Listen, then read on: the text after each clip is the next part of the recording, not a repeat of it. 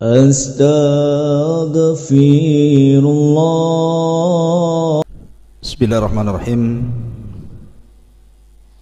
Assalamualaikum warahmatullahi wabarakatuh. Bismillah wassalatu wassalamu ala rasulillah wa ala alihi wa sahbihi wa mawalah wa la hawla wa la quwata illa billahi wa ba'du. Alhamdulillah, di pagi hari ini kembali bisa duduk untuk bertalabul ilmi. Salawat serta salam kita haturkan kepada Rasul kita yang mulia alaihi salatu wassalam. Allahumma salli ala sayyidina Muhammad wa ala alihi wa sahbihi wa man sara ala nahjihi ila yaumiddin. Di pagi hari ini kita akan membahas tentang sedikit tafsir singkat dari suratul Alaq, rahasia di balik kalimat Iqra. Ma'asyiral muslimin yang dimuliakan Allah Subhanahu wa taala, kita baca ayatnya. 5 ayat pertama dalam suratul Alaq. A'udzu billahi minasyaitonir rajim. Bismillahirrahmanirrahim. Iqra bismi rabbikal ladzi khalaq. Khalaqal insana min 'alaq. Iqra wa rabbukal akram alladzi 'allama bil qalam 'allamal insana ma lam ya'lam. Setiap peristiwa pasti ada permulaannya. Peristiwa apapun pasti ada permulaannya. Dan suratul Alaq ini menjelaskan kepada kita tentang permulaan turunnya wahyu dan didaulatnya Nabi sallallahu alaihi wasallam menjadi nabi. Kemudian dengan turunnya surah Al-Mudaththir barulah beliau didaulat menjadi rasul. Kenapa demikian? Karena suratul Alaq ini tidak ada perintah bagi Nabi sallallahu alaihi wasallam untuk menyampaikan kepada manusia. Hanya dituntut untuk belajar, sehingga nubbi'a bil Iqra. Tapi dalam surah Al-Mudaththir di situ ada perintah untuk menyampaikan kepada manusia, makanya ursila bil mudaththir. Beliau diangkat menjadi rasul dengan surah Al-Mudaththir. Sedikit saya akan bercerita tentang biografi Nabi kita yang mulia alaihi salatu wassalam sehingga sampai kepada suratul Alaq ini. Nabi sallallahu alaihi wasallam dilahirkan setelah perang Gajah.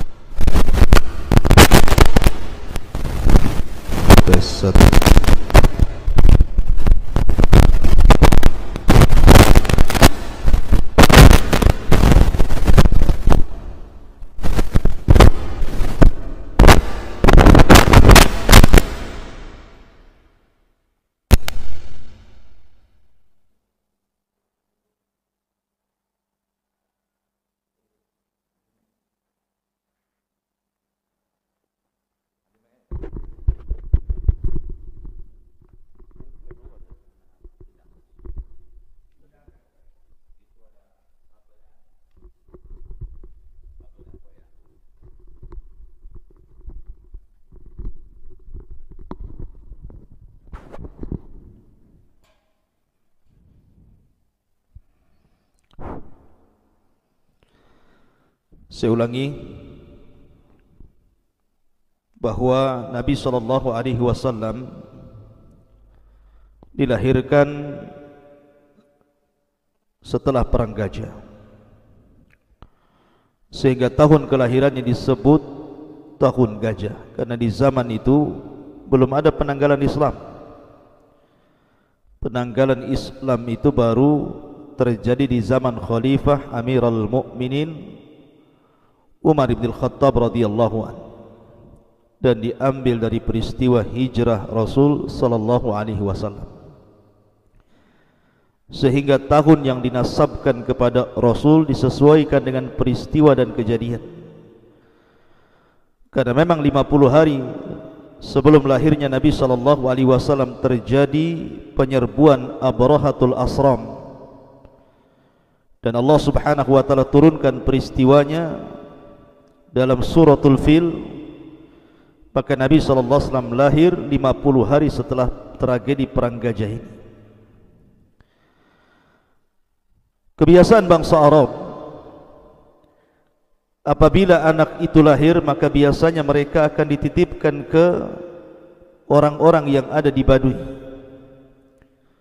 Karena dikenal orang-orang Baduy itu baik akhlaknya dan bagus bahasanya. Maka Nabi SAW kemudian disusukan kepada seorang wanita yang bernama Halimah As-Sa'diyah, yang sebelumnya disusukan kepada Thuwaibah Maula Abi Lahab. Tidak lama Nabi SAW berada bersama Halimah Sa'diyah, karena ada peristiwa yang menakutkan kala itu, di mana 3 malaikat datang dan membelah dada Nabi SAW. Kemudian Halimah As-Sa'diyah mengembalikan Rasul kepada Khadijah. Tetapi Nabi SAW tidak lama bersama Khadijah bersama Aminah, afwan, ibundanya. Kemudian Aminah pun meninggal dunia di Abwa ketika berziarah ke Madinah. Kemudian di usia yang ketika itu belum balik, ada yang mengatakan di usia 6 tahun, Nabi SAW dikafil oleh kakeknya Abdul Muttalib. Tetapi Allah takdirkan juga Abdul Muttalib tidak lama, 2 tahun setelahnya kemudian meninggal dunia. Kemudian di usia 8 bulan Nabi SAW diasuh oleh pamannya Abu Talib. Karena bagaimanapun Abu Talib adalah saudara kandung dengan Abdullah. Adapun paman-paman yang lain hanya saudara sebapa.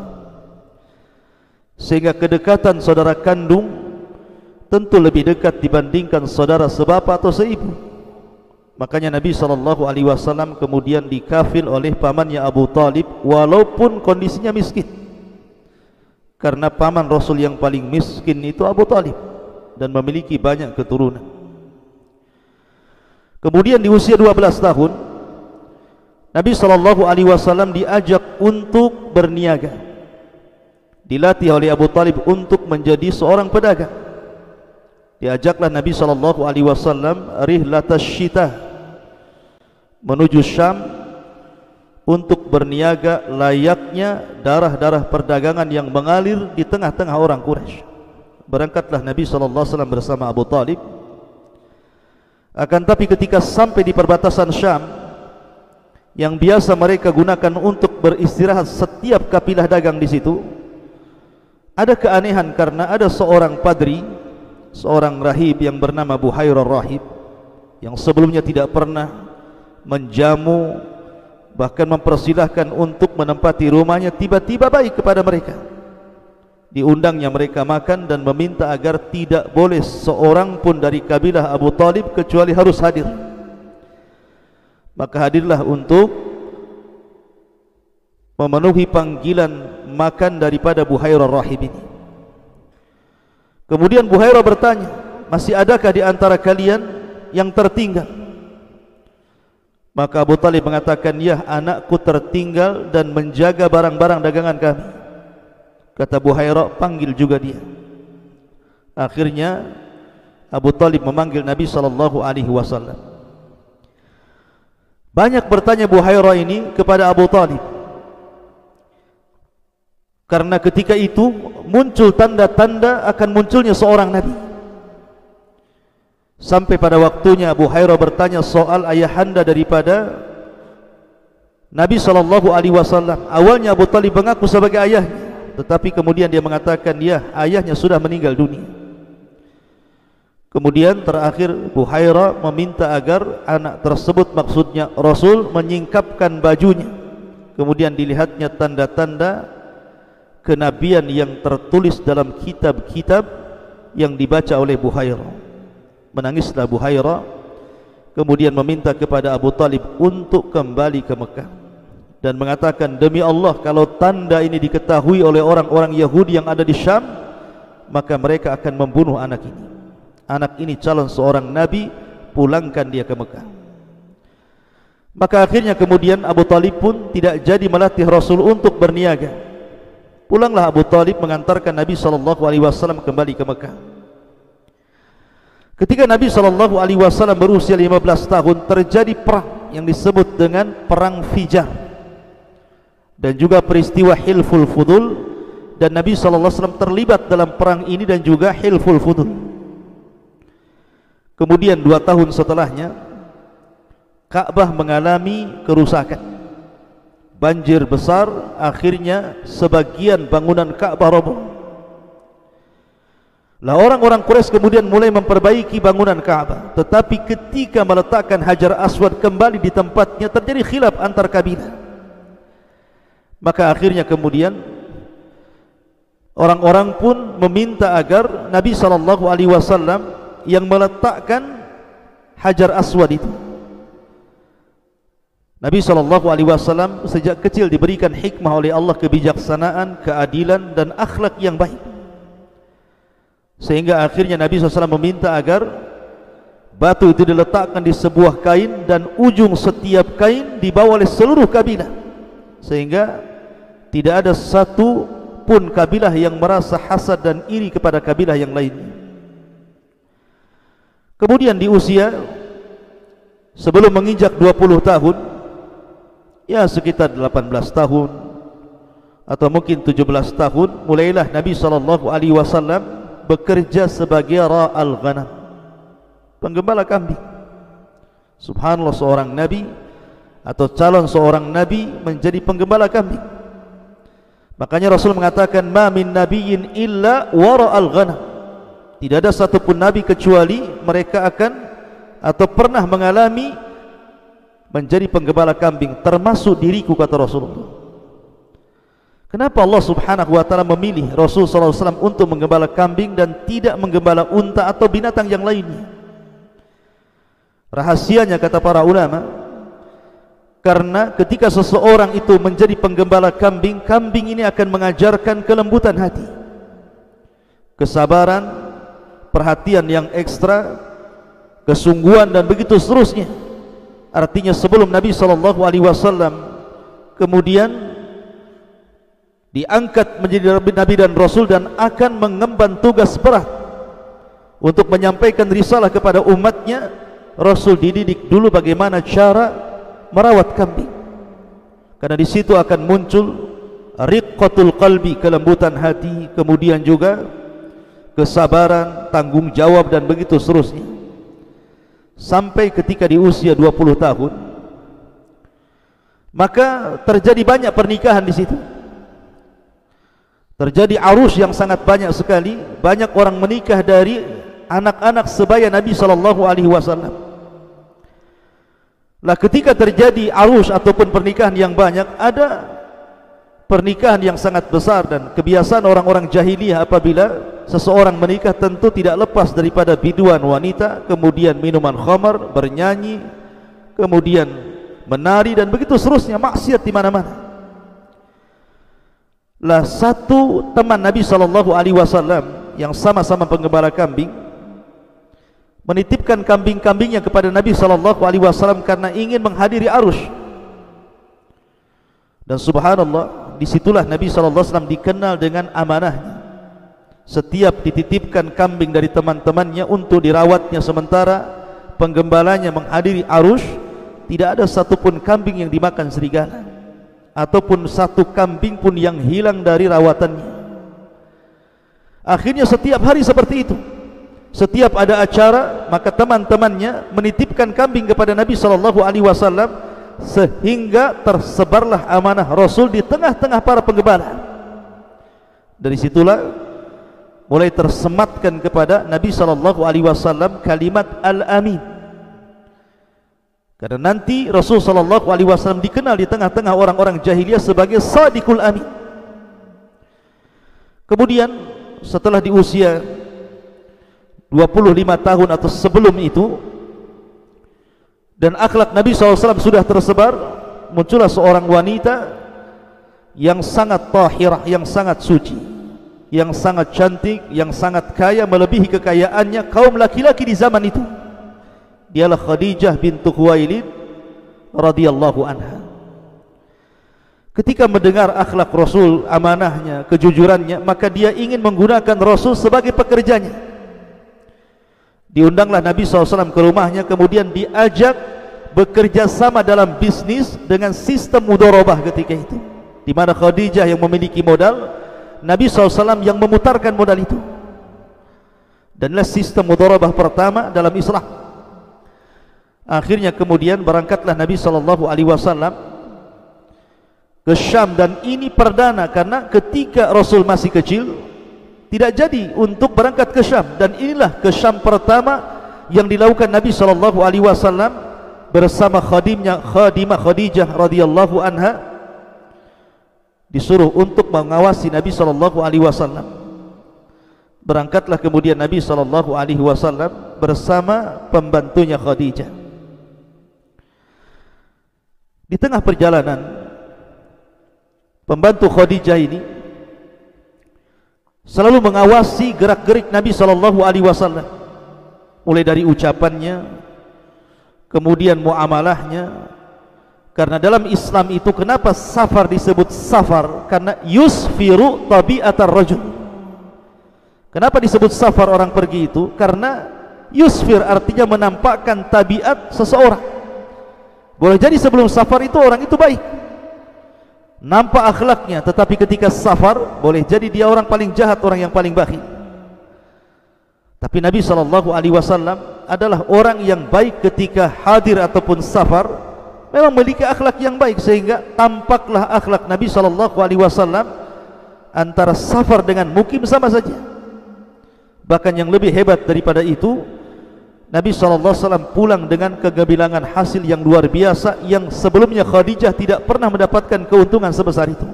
Apalagi Rasul menciptakan sebuah bisnis yang tidak pernah dilakukan di zaman Arab. Kalau orang-orang Arab itu mereka hanya membawa dagangan dari Mekah, kemudian menjual ke Syam, kemudian pulang membawa untung.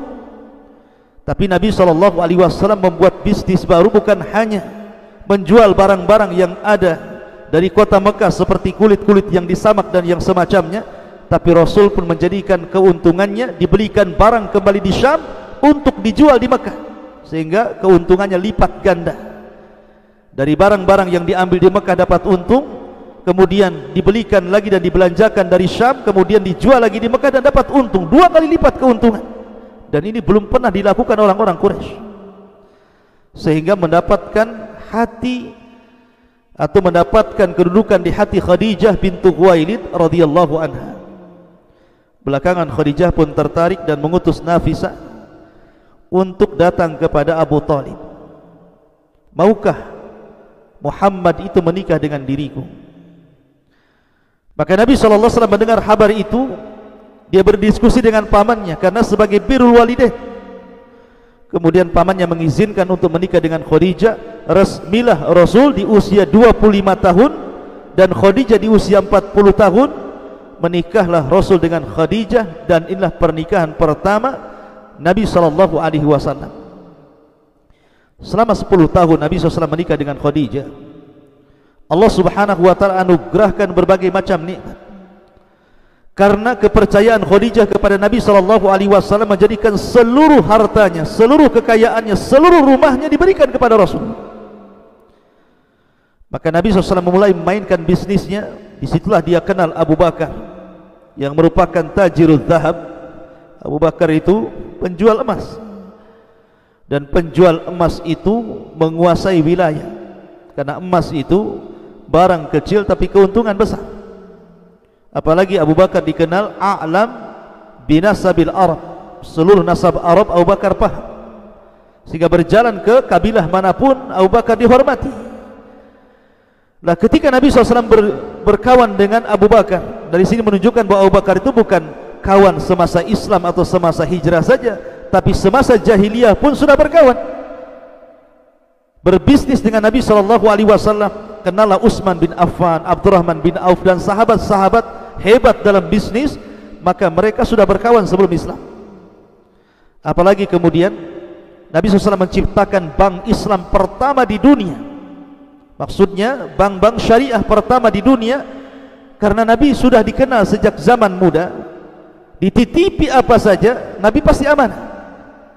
Lah para pedagang Arab ini apabila mereka melakukan rihlah fi syita was saif, baik ke Yaman ataupun ke Syam, terkadang khawatir dengan kekayaan mereka, maka selalunya mereka menitipkan kepada Nabi sallallahu alaihi wasallam, sehingga kamar Khadijah menjadi bank pertama di dunia, tempat penitipan orang-orang yang hendak berangkat dagang karena dikhawatirkan kekayaannya akan dicuri ataupun mungkin akan hilang. Maka sejak itu Nabi SAW luar biasa akhlaknya, dikenal bukan hanya amanah tapi sadiqul amin, sampai dianugerahi, ada yang mengatakan 3 putra dari Khadijah, ada yang mengatakan 2. Yang mengatakan 3, pertama Ibrahim, yang kedua Thayyib, dan yang ketiga Abdullah.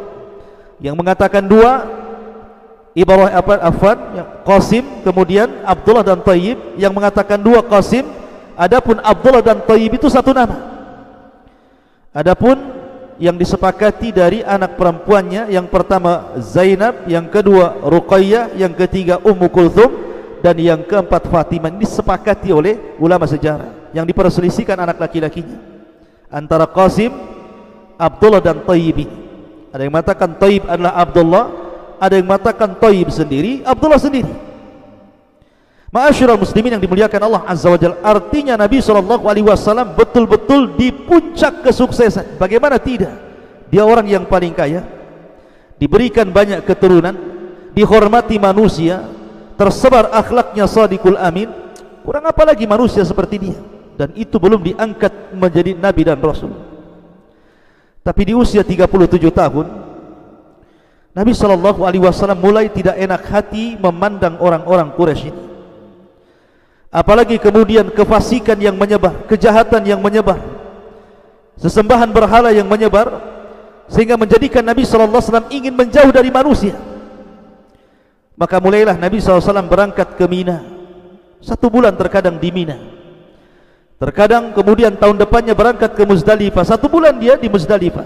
Sampai pada waktunya ada sebuah peristiwa ajaib yang dirasakan Nabi SAW. Kata Aisyah radhiyallahu anha, Nabi SAW bermimpi yang mimpinya seperti falak subuh. Artinya setiap malam dimimpikan, besoknya terjadi mimpinya. Umpamanya dalam mimpi itu apa yang akan dimakan manusia besok terjadi, apa yang diucapkan manusia besok terjadi, apa yang dilakukan manusia besok terjadi, peristiwa apa yang terjadi besok terjadi. Setiap mimpi seperti itu. Sampai akhirnya dalam mimpi itu dia bermimpi akan berjumpa dengan seorang laki-laki di sebuah gua, kemudian akan begini, begitu, dan sebegitu seterusnya. Dari situlah 1 tahun sebelum diangkatnya beliau menjadi Nabi, Nabi pun kemudian mengikuti alur mimpinya. Berangkatlah dia ke sebuah gunung, yang kemudian di gunung itu ada sebuah gua yang dikenal dengan Gua Hira atau Ghari Hira. Sebuah gua yang ada di atas ketinggian. Disitulah Nabi SAW mendapatkan tempat sebelum Jibril datang memberikan wahyu. Kenapa Nabi SAW diangkat ke tempat yang tinggi? Tentu di sini ada makna. Hikmahnya adalah Nabi SAW akan diangkat baik secara hissi ataupun maknawi. Secara hissi artinya badannya naik ke atas, di mana dia akan lebih tinggi dibandingkan orang-orang Quraisy, akan lebih tinggi dibandingkan berhala-berhala yang ditenggerkan di Mekah dan sekitarnya, lebih tinggi di antara orang-orang yang ada di bawahnya, karena Gua Hira itu di atas masalahnya. Dan yang kedua, secara maknawi, Nabi SAW akan diangkat menjadi Nabi dan Rasul. Wa rafa'na laka dzikra, dan kami angkat penyebutanmu wahai Muhammad. Itulah kenapa kemudian Allah memilihkan tempat yang tinggi, yang lebih tinggi dibandingkan Ka'bah, bahkan rumah-rumah orang Quraisy, bahkan berhala-berhala orang Quraisy. Karena Rasulullah SAW akan membawa agama al-Islam ya'lu wa la yu'la alaihi. Islam itu tinggi dan tidak ada yang lebih tinggi dibandingkan Islam. Maka ketika Nabi SAW tepat di bulan Ramadan, 1 bulan Nabi SAW berada di gua itu, tidak tahu apa yang harus dilakukan. Dia hanya mengikuti alur mimpinya saja. Tepat ketika 10 akhir Ramadan, lebih tepatnya lagi di tanggal-tanggal ganjil di 10 akhir Ramadan, lebih tepatnya lagi di malam Lailatul Qadar, lebih tepatnya lagi di sepertiga malam akhir, tiba-tiba Jibril datang, kemudian masuk ke dalam gua, kemudian seolah-olah kenal dan mengatakan, ya Muhammad, wahai Muhammad, sambil memeluk Nabi dari belakang, kemudian mengatakan, Iqra, baca. Nabi SAW kaget, ini orang masuk begitu saja, berbentuk manusia yang sangat tampan, enggak kenal, tiba-tiba dia pula yang kenal dengan kita, kemudian tiba-tiba kemudian merangkul dari belakang. Tapi Rasul tahu karena sudah dijelaskan dalam mimpinya. Nabi SAW mengatakan, ma'ana biqari, saya tidak bisa baca. Menunjukkan bahwa Nabi SAW memang tidak bisa membaca dan tidak bisa menulis. Apalagi dalam gua itu memang tidak ada bacaan yang dibaca, dan tidak ada pena serta tidak ada buku yang akan ditulis. Apa yang harus dibaca dan apa yang ditulis. Dan ini hikmahnya bahwa Al-Quran itu bukan dari Nabi SAW. Lau kana min indi ghairillahi lawajadu fihi ikhtilafan katsira. Kalau Quran ini dari selain Allah, tentu akan kau dapati banyak perselisihan di dalamnya. Pasti satu ayat akan bertentangan dengan ayat yang lainnya. Tapi Quran datang dari Allah, bukan dari sisi Rasul yang membaca kitab-kitab kemudian mengarang, merangkai dan begitu seterusnya. Iqra, baca. Ma'ana biqari, saya tidak bisa baca. Kemudian dirangkul lebih keras lagi dan mengatakan, Iqra, bacalah. Kata Rasul, ma'ana biqari, aku tidak bisa baca. Sampai 3 kali. Setiap membaca Iqra, rangkulannya semakin keras sampai ketiga kalinya keringat Rasul bercucuran dan mengatakan, ma'ana biqari. Kata para ulama, apa hikmah kenapa Jibril memeluk Nabi SAW semakin erat sampai kemudian Rasul SAW keluar dari dahi Rasul itu keringat yang luar biasa, bahwa ilmu itu tidak bisa diraih kecuali dengan ijtihad, kesungguhan. Ma'asyiral muslimin yang dimuliakan Allah Subhanahu wa taala, intinya bahwa Nabi SAW akhirnya ditalkinkan malaikat Jibril, Iqra bismi rabbikal ladzi khalaq, khalaqal insana min alaq, Iqra wa rabbukal akram, alladzi 'allama bil qalam, 'allamal insana ma lam ya'lam. Bagaimana tafsir surah Iqra ini dan bagaimana akhir dari peristiwa ini? Karena memang kondisinya hujan, mungkin juga suara kurang jelas. InsyaAllah kita lanjutkan di lain kesempatan. Mudah-mudahan ada manfaatnya. Subhanakallah bihamdika, asyhadu an la ilaha illa anta astaghfiruka wa atubu ilaik. Allah ta'ala. Assalamualaikum warahmatullahi wabarakatuh.